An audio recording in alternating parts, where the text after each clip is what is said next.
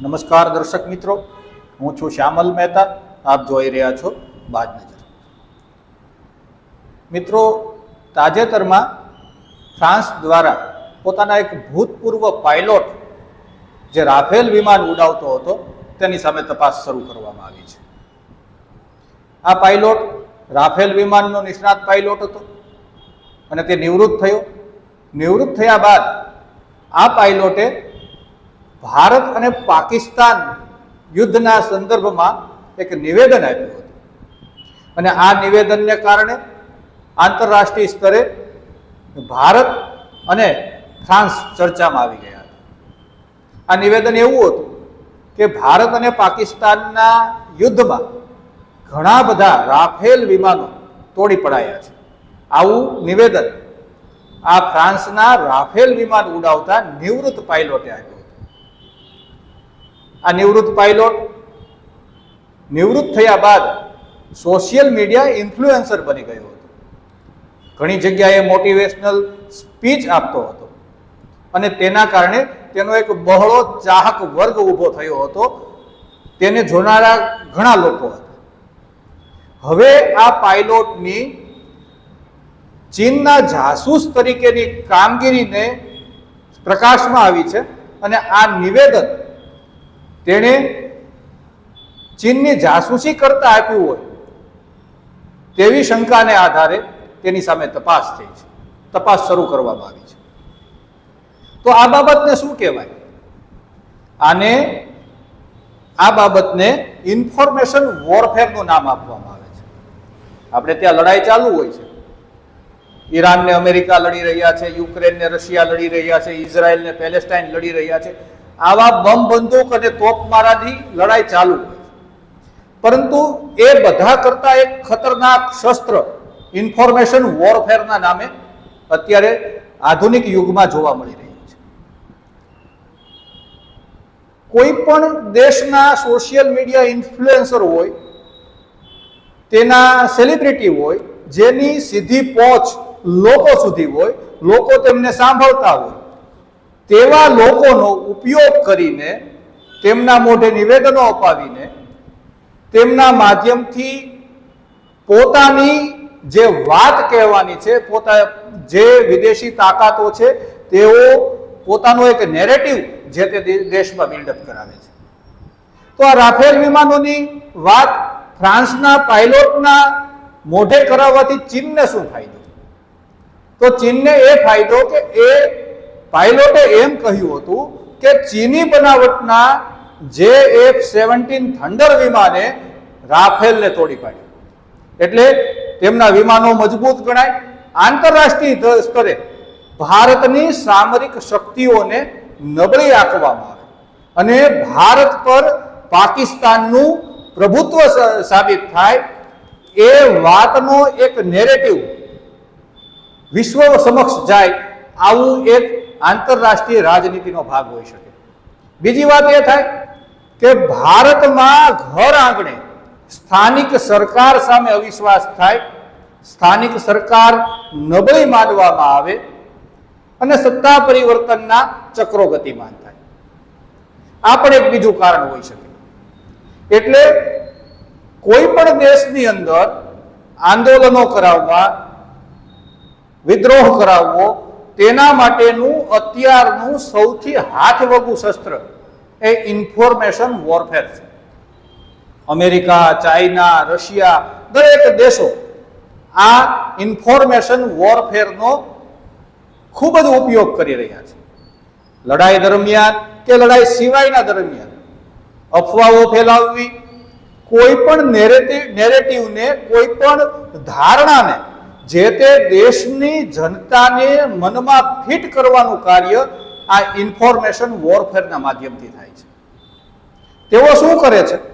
તેઓ એવા ઇન્ફ્લુએન્સરને શોધે છે કે જેઓની લોકોમાં પેઠ હોય. પેઠનો મતલબ કે લોકો તેમના વિડીયો જોતા હોય, તેમની વાત સાંભળતા હોય. આવા ઇન્ફ્લુએન્સરો, આવા સેલિબ્રિટીઓ, કોઈ ફિલ્મ કલાકાર હોય, કોઈ ખેલાડી હોય, કોઈ અન્ય સેલિબ્રિટી હોય, આવા લોકોની વાત લોકો સાંભળતા હોય છે. તેઓ સમાચારોમાં રહેતા હોય છે. તો ઇન્ફોર્મેશન વોરફેર લડતા દેશો, દાખલા તરીકે ચાઇનાએ જેમ એક સોશિયલ મીડિયા ઇન્ફ્લુએન્સર નિવૃત્ત પાયલોટને ફ્રાન્સમાં ફોડી તેને પૈસા આપી અને આ કાર્ય કરાવી લીધું, એક અવિશ્વાસનું વાતાવરણ સર્જી દીધું. હકીકતમાં એક પણ રાફેલ ફાઇટર તૂટ્યું નહોતું, પરંતુ એક માન્યતા ઊભી કરવા માટે વિશ્વ સમક્ષ એક માન્યતા ઊભી કરવામાં આવી કે રાફેલ વિમાનો નબળા છે. આ એક ઇન્ફોર્મેશન વોરફેરનો ભાગ હતો અને તેમાં તેઓ સફળ રહ્યા. પછીથી ખુલાસાઓ થાય છે, પરંતુ ત્યારે જે તે સમયે યુદ્ધના સમય દરમિયાન એક માનસિક એજ મેળવવા માટેનું આ કારણ બની રહે છે. કોઈ દેશમાં આંદોલનો ચાલુ હોય એ સમય દરમિયાન પણ સોશિયલ મીડિયાના માધ્યમથી અફવાઓ ફેલાવી, સાચી ખોટી વાતોને બઢાવી ચડાવીને રજૂ કરવી, એમાં આ ઇન્ફોર્મેશન વોરફેરનો ખૂબ મોટો સિંહ ફાળો રહેલો છે. બાંગ્લાદેશની ઘટના આપણી સામે છે. શેખ હસીનાને રાતોરાત ભાગવું પડે તેવી સ્થિતિનું નિર્માણ કરી નાખવામાં આવ્યું અને ખાસ કરીને યુથ આ જાળમાં વધારે આવી જાય છે. દરેક દેશની સરકારોએ આ બાબતે ખૂબ સક્રિય રહેવું પડે. રશિયા અને ચાઇના આ બંને દેશો એવા છે કે જેમણે ઇન્ફોર્મેશન વોરફેરની દ્રષ્ટિએ મહારત હાંસલ કરી લીધી છે. ચાઇનાની અંદર તમે અફવા ન ફેલાવી શકો, રશિયાની અંદર તમે અફવા ન ફેલાવી શકો, નોર્થ કોરિયાની અંદર તમે અફવા ન ફેલાવી શકો. હવે ઈરાન પણ આ મામલે સામેલ છે. પરંતુ ભારત જેવા લોકતાંત્રિક દેશ હોય, શ્રીલંકા હોય, બાંગ્લાદેશ હોય, નેપાળ હોય, જ્યાંની સરકારો આ બાબતે થોડી નબળી પડે છે, થોડી સુસ્ત દેખાય છે, ત્યાં ઇન્ફોર્મેશન વોરફેરનો ઉપયોગ થઈ શકે છે. વિશ્વના વિરોધી દેશો જેઓ ભારતમાં અરાજકતા સર્જવા માંગે છે તેઓ આનો ઉપયોગ કરી પણ રહ્યા છે. એવા ઘણા લોકો હોય છે જેઓ નાણાંની લાલચમાં, પ્રતિષ્ઠાની લાલચમાં, પ્રતિષ્ઠા તો તેમને નકારાત્મક મળે તો પણ તેઓ સ્વીકારી લે છે. તેઓ આવા કાર્યો કરતા હોય છે. મોટા ભાગના માણસો જે સોશિયલ મીડિયા ઇન્ફ્લુએન્સર હોય છે તેમને એક ખબર હોતી નથી કે તેમનું પગલું દેશ વિરોધી બની રહ્યું છે. દેશમાં અરાજકતા થાય, ઉદ્યોગ ધંધા ઠપ થાય, મોંઘવારી વધે, સરકારો અસ્થિર થાય. એક સરકારની વાત નથી, દરેક સરકારની સાથે આ પડકાર સમાન રીતે ઊભો છે. રાજ્ય સરકાર હોય, કેન્દ્ર સરકાર હોય, આપણે કોઈ એક રાજકીય પક્ષનો પક્ષ નથી ખેંચતા, પરંતુ જ્યારે દેશની વાત આવે ત્યારે સોશિયલ મીડિયા ઇન્ફ્લુએન્સરોએ ખાસ ધ્યાન રાખવું પડે, સેલિબ્રિટીઓએ પણ ખાસ ધ્યાન રાખવું પડે કે તેઓ ખોટી માહિતી રજૂ તો નથી કરી રહ્યા ને, અફવા તો નથી ફેલાવી રહ્યા ને, કારણ કે તેમને જે કામ સોંપવામાં આવ્યું છે તેના બદલામાં જે કાંઈ સિરપાવ મળતો હોય, નાણાં મળતા હોય કે અન્ય કોઈ વસ્તુ મળતી હોય, પરંતુ તેનાથી દેશને નુકસાન થાય છે. આંદોલનો તો થતા જ રહેતા હોય છે. લોકતંત્રની અંદર લોકો પોતાની માગણીઓ સાથે આંદોલન કરતા જ રહેતા હોય છે, પરંતુ તે આંદોલનો દેશ વિરોધી તાકાતનો હાથો ન બની જાય તે જોવાની જવાબદારી સજગ નાગરિકોની હોય છે.